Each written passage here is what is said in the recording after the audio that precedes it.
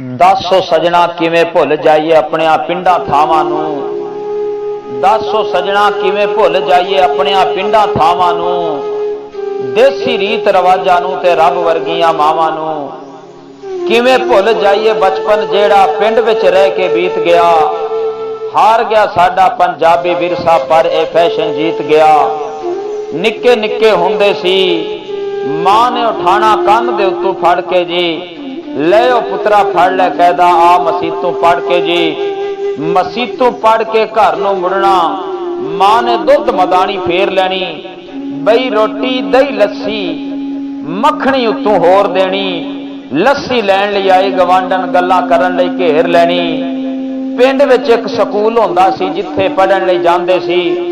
टाकियां दा बस्ता मलैशे दी वर्दी, ना कोई डैक्स ना टाट होना।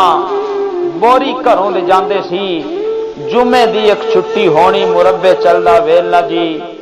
ठंडी ठंडी रौ पीनी ते तत्ता तत्ता गुड़ खाना, नंगे पैरी चूरे उत्ते खेलना जी। बाप दी उंगली फड़ के जेड़े मेले वेख लए, टब्बर दा इतफाक नहीं भुलना जो कट्ठियां चुल्हे सेक लए। शहर वसेंदियां सजना बड़ा ही करम रब दा है, असली प्यार मुहब्बत अज भी पिंडां दे विच रब दा है।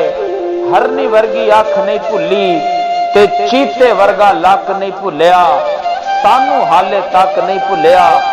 शहर तू सोहना चक नहीं भुलिया, सानू हाले तक नहीं भुलिया।